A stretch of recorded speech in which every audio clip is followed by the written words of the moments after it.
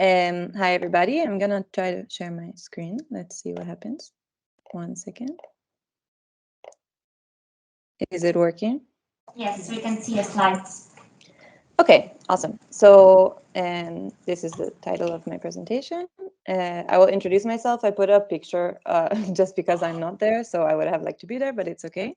My name is Elena Wise. I just graduated with my undergraduate degree in the University of Bologna in Italy. And my degree is in anthropology, religions, Eastern civilization is the title of the degree, but it's an anthropology degree. So I wrote my thesis in anthropology, but I really want to move on to the heritage field and especially about folk crafts. So that's what I focus my thesis on, also in the museum sector. So the project was basically to look at the management of the folk textiles and costumes in a Romanian open air ethnographic museum. So the museum in particular is an open air museum. So it's a complex with a large amount of land, and there's many like houses brought from villages and towns from all over Romania, trying to represent the Romanian folk culture. I'm sure there's something similar in most, at least Eastern European countries, but also Western European countries. The way that I worked on the project was through a short field work in the museum in Romania. So it was over a total of 4 weeks. Actually, I spent about 6 weeks at the museum, from like 2 weeks in July, and then later I spent more time in December and February. So it was kind of a split up time, and I was doing a mini internship in the textile and leather restoration lab. So the main point of view that I had inside the museum was with the restorers, so the people working on restoring the textiles and also the leather, which are both related to the traditional costumes. And so I got a big amount of training also in how to do the restoration on the textiles, which is not necessarily the old techniques, but I got the point of view on that. And from there, then I did like other interviews and visits to other parts of the museum. So I tried to do like an overview of seeing how the textiles are managed in all the aspects. So I visited the storage deposits and interviewed conservators, and I also got to spend a lot of time with some textile curators and interview them and talk to them about their whole practice, because obviously the curator has like a hand in every part of the management of the textiles. So in this way, I got to see pretty deeply what was going on and how the textiles and the costumes were managed.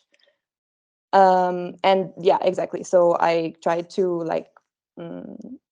define like a series of institutionalized practices within the museum related to this specific type of object. So the first is obviously the collection, which then I'll go into further detail.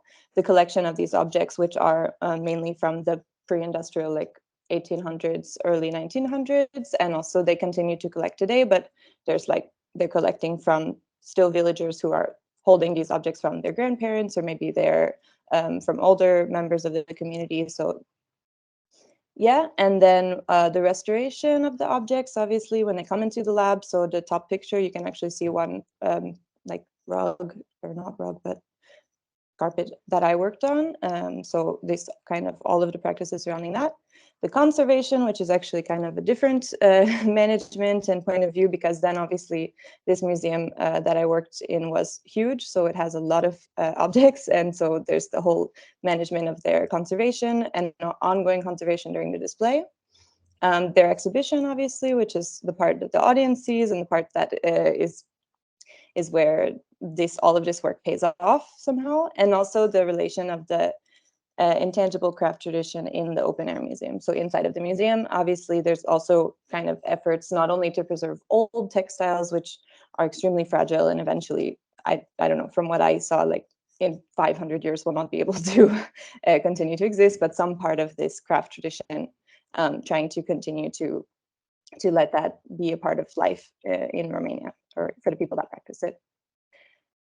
So quickly, I can tell you a little bit about these processes. So the collection, actually in the museum, it's like they employ over like 200 people, so it's really huge. So they have actually specialized curators for textiles from the western region of Romania, textiles from this Saxon population. So both for like regional and for like ethnic groups in the country. So they have really specialized people that go and they also do field work in the villages, and they maintain long-term relationships with the people that they collect from and that they work with for these kind of objects. Then usually for the open air museum, it depends, because since they have these relations, they kind of like get what comes. So if some person from the village has like 500 old textiles, they will just like, and they give it to the museum, obviously they will try to manage it. But a lot of times the textiles are collected in connection to the houses, because as an open air museum, what they try to do is like, there's a house in a village and it is going to be donated or bought by the museum, like an old traditional house. And so they try to like take everything related to it and have a different specialist in the house collection and curation and reconstruction. And then everything inside of it. So every object inside of it, all of the textiles, all of the objects, ceramics, other household goods, furniture, etc. They try to take what they can when they take the house. So obviously, not always in connection to the houses, but really connected with these houses, which also reflects on the way that it's exhibited. And then on arrival, they do the research about the textiles, and they continue to care for the collections. Then the restoration. So on arrival, obviously from the outside, like world, they try to sanitize it. So they have a whole processes, and actually specialized conservator restorators who like clean the textiles and wash them in the appropriate way and freeze them for a certain number of days at a certain temperature to avoid any contamination with the other collections, because it's all obviously stored together. They continue to restore it. Because they're displaying, like these objects are often displayed within the houses themselves, which are kind of exposed to the elements, because often they're like wooden houses, and Romania has a very varied temperature, especially Transylvania, so it gets very, very cold and damp and hot and everything throughout all the seasons. So there's also ongoing damage to the textiles, also like, I don't know, animals getting into the houses and destroying things. So they have a continued restoration going on the whole time, all year. And then the conservation. So yeah, this is the problem. So there's actually, due to the fact that displaying the objects, like textile objects in the houses, which you'll see in the next slide, there's a picture of the display within the house. Due to the fact that it's like very dangerous to leave the textiles outside, especially in the winter, when anyways there's less visitors in the winter because it's an outdoor museum and it's very cold.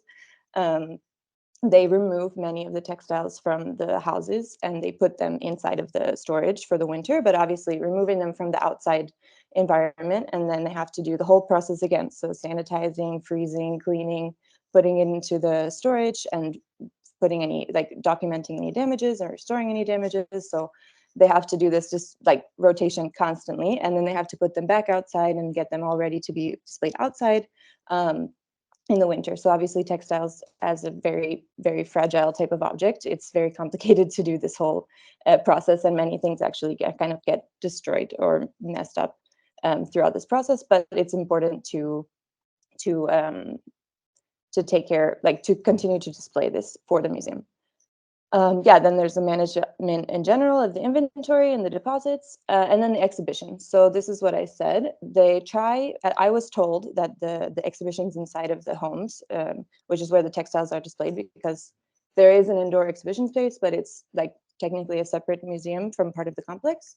So within the open air museum, they try to display the interior of the home as close as possible to the original condition of the houses as they were found. So I was told that when they're in the village and they're collecting things from a house, they like make technical drawings of the whole everywhere where everything was, and document everything, and then try to reconstruct the house exactly as was.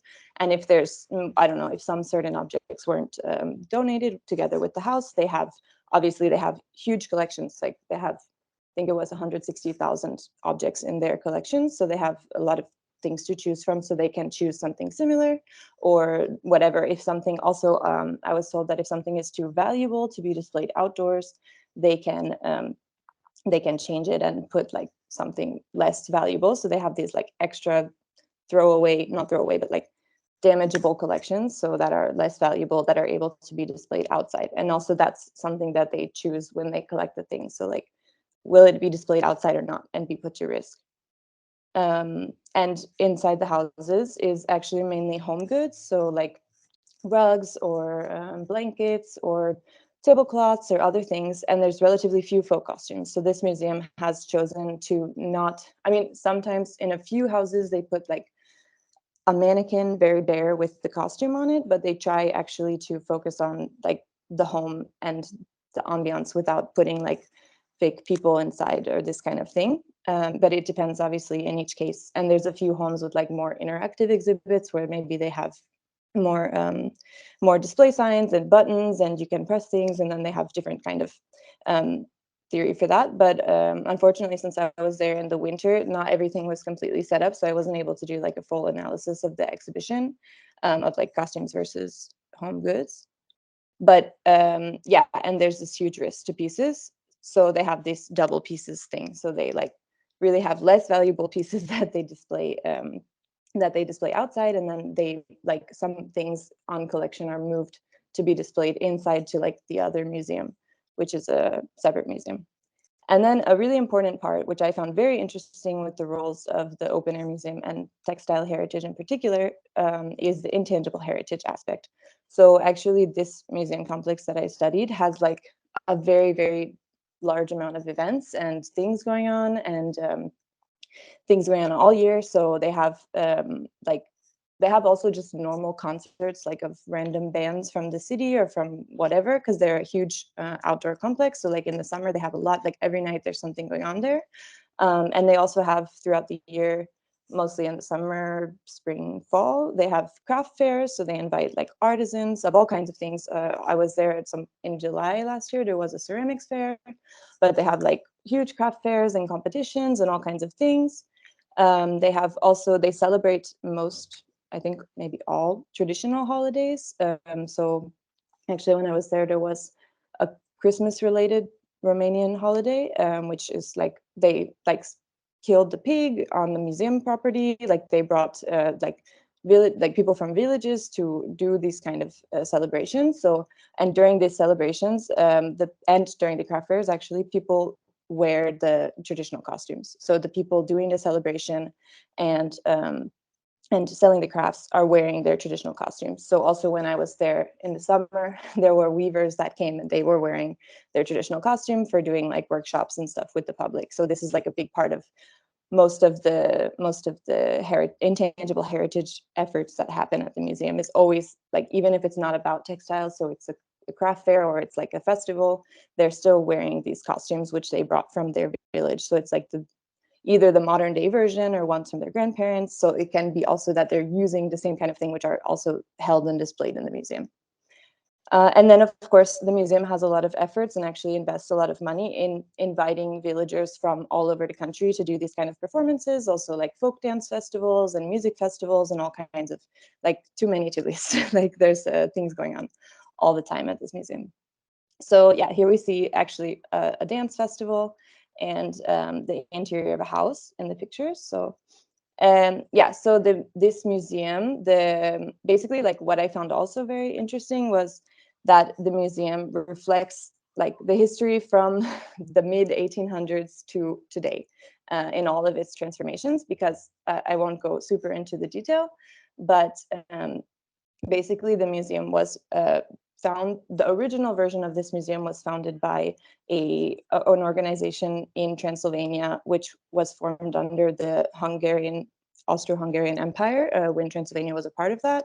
And it was a foundation or an association for Romanian identity and for like revindicating Romanian ethnic group under the Austrian Empire. And they made a museum which was supposed to show like the Romanian peasants and who they are. And then they started to do, this association started to also do a lot of activities like doing folk craft competitions and the same kind of things which the museum continues to do today, but in like the late 1800s. So it's very interesting to see how that came back to try to show like the Romanian identity and lifestyle. And when Transylvania became a part of Romania, like Transylvanian culture, which is a very multi-ethnic region, because there's like all this history of different people and different groups migrating. It kind of became a symbol of the national identity of Romanians and Hungarians and Saxons, which are a Germanic, or not really German, but German-speaking group, which lived in the region. So all of these three groups all kind of converged and saw their like national identity and also folk costume in the folk costume and in the peasant life and the type of textiles that they make and that they used to make. Then the museum that we know today was made during the communist dictatorship. So it was built originally as like Museum of Folk Technology. Now it's of traditional folk culture, but it was made of a technology museum. So there's like still you can see a focus, for example, related to textiles, more on production tools than on the actual textiles themselves. So you see a lot of looms and like whirlpools and different tools related to technology still displayed in the museum.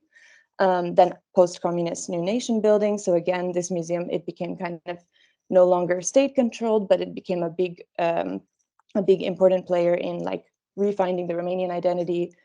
Who are we? Who are all of our different ethnic groups, trying to like redefine and be re-inclusive and also confront themselves with other, I don't know, Western countries or other countries, and like define who is this new like post-communist Romania, and what does our folk culture have to do with that?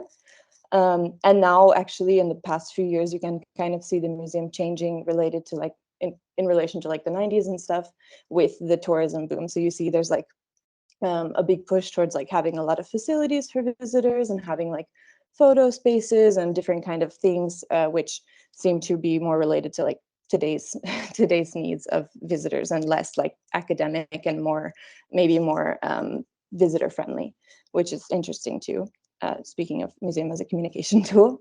And yeah, so in all of these phases, you kind of see this thing of textiles specifically being like representative as some kind of endangered rural lifestyle. And maybe they're the most endangered one because it's so hard to conserve them, like really so hard, because they're made of natural materials, wool or like cotton or flax or whatever, like different kind of materials which are very, very degradable, especially when displayed in an open air museum, as I said before. So it's a big problem of like the longevity of these objects, and like continued restoration until what point, we don't know.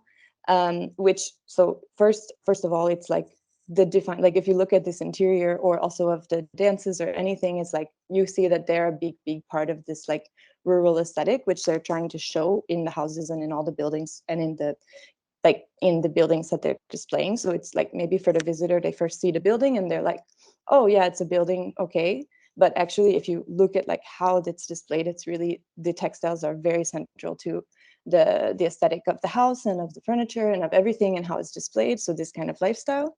And also it is true that it's representative of a pre-industrial industry, or like the traditional industry. So that was kind of the argument during the communist period, like, oh, Romania was so advanced, the Romanian peasant had all these really complicated tools like looms and different kind of textile processing things related to mills and water. So they had like, it's kind of still today like a show off of, look at this amazing crafts that we can do, it is amazing, but it's like an endangered industry, obviously, with the industrialization.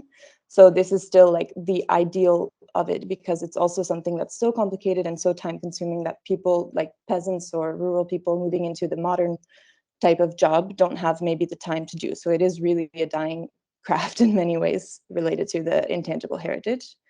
And also the uses and ways of making the traditional costumes. So maybe people have traditional costumes from their grandparents, or they know maybe how to weave basically, or how to, maybe they don't know how to make them, but they know more or less, but maybe also the uses. So what kind of costume do you wear for what kind of thing, what kind of event, what kind of dance do you use with this kind of costume, who wears, like this type of headdress or this type of skirt, or what is the age, and all these different kinds of use and application of this type of costume, which is also like kind of central to the old life in Romania, which the museum is trying to preserve and show to the public and share with the public, which is somehow related to the identity of the people. And yeah, so the point that I saw is like, the textiles are a hugely endangered mobile heritage. One, because even the the craftspeople today who are working with textiles and who are still producing them, which are very few compared to the fact that like in Romania in the past, every single house had a loom, like whatever, past like 1800s. But anyways, historically, every Romanian house had a loom because everybody produced their own textiles. So if you see that there's like a few specialized craftsmen who are anyways struggling to survive by selling their craft, it's obviously like a hugely endangered intangible heritage. But anyways, even then they're using industrial threads. They're not, spinning yarn and then dyeing the yarn and then making it the whole process, because it's just way too long and complicated and expensive also. So this is like very, very endangered from every point of view. So even the continuing, which is not necessarily a bad thing, but even the continuation of this old tradition is very endangered, obviously, because it's like adapting to the present needs and the present way of life too.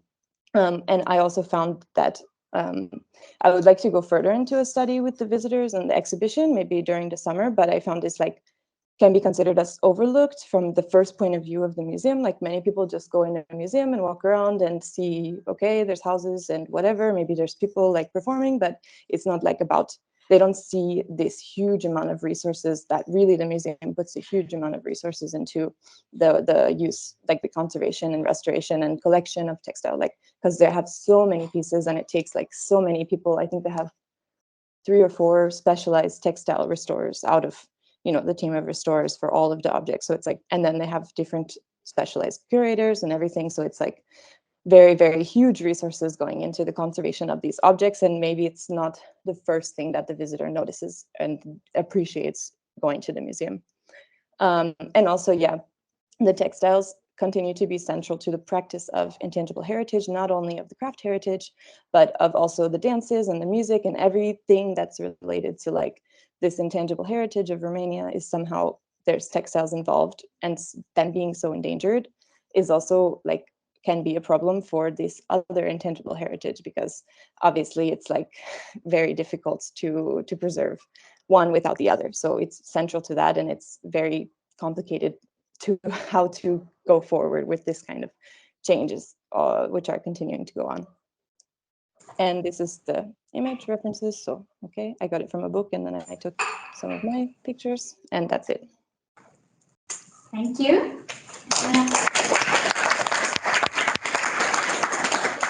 It was a very informative presentation, and now we have some time for questions. Are there any in the room? Yes, please. Thank you. This has been a very interesting and engaging presentation. I was particularly interested when you were discussing the history of the museum itself, and you talked about this period where they were sort of redefining and looking at how to be more inclusive with the representation in that region. And you talked about Romanian, Hungarian, and Saxon. I'm curious if they made any effort to include some of the other populations that were present during that time, like Jewish groups or Roma groups. Mm-hmm. Yeah, so this new like inclusive period is obviously after like 1990, 1991, when there was the fall of communism and then the restructuring of the entire museum and as a private institution, whatever. And yeah, they have like a whole project, also like externally funded projects, because then they had access to funding from like the EU and stuff, which are about like, it's called Open Heritage, was the actual project, which happened in like 2010 to 2016. And they tried to include, like they have a Roma is the word, yes. They have a Roma houses and a few objects and stuff. So they try to like really work on this like multicultural thing. I didn't talk so much about the Roma because actually it was more recent that they were so like present in Transylvania. More like, I mean, like 1800s historical groups are like, yeah, really the Hungarian and the Romanian and the Saxon. But then like the Saxons, they left like most of them left in the 1980s. So that's also something weird. It's like there's not many left in the region. Like there is such a huge heritage from them, but there's not many actual people there. So there's a lot of interventions also from like Germany trying to like conserve this heritage, because it's literally stuff is just falling apart because there's not the people there anymore, and they've kind of been replaced, if you can say, more recently by the Roma groups. So it's interesting, like there's this historical heritage and then there's like the new changes. And in the indoor exhibition, they have like some video installations and also objects like newer textile objects from the Roma groups. I don't know about Jewish groups specifically, because I think it's like a very small minority and I didn't have time to keep looking. Thank you. Are there any other questions or comments here in the room? I have a question. Yes. I'm wondering, there's so many different groups represented and so much nuance to how they're represented. I wonder if you might have any recommendations on, if someone were to be doing research, how one would connect with a very specific display or exhibit for a specific group of individuals. Within the museum? Yes. So each homestead, so as you can see this photo, like from the background of the slide, they have most of what's in the museum are either buildings or homesteads. So it's like you're walking through as if you're in like an old village, but it's a park. And then there's like a house or a church or whatever, different kind of buildings. And each one has a label on it and a QR code. And they have like written where it's from, what it was, like really basic, like Weaver's Homestead or whatever. And then where it's from, the region. And then maybe if it's a minority group, because of this project about the minority group, they have like special displays with more information about, like, for example, the Roma people in Transylvania or the Saxons in Transylvania. Like they have more information about it.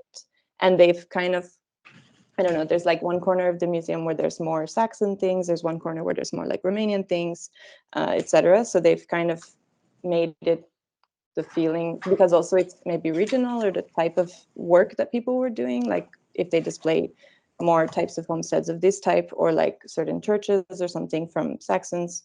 So you can then scan the QR code and continue to interact. And then the indoor exhibition is actually like really about the multiculturalism, and like, because Pennsylvania is so dense and so full of different groups that they try to like put it all together, like all together, everything, and then like showing how the interaction is more the focus, whereas outside is more like each individual lifestyle and way of living, which still are shown together, but you can just like see the differences between them.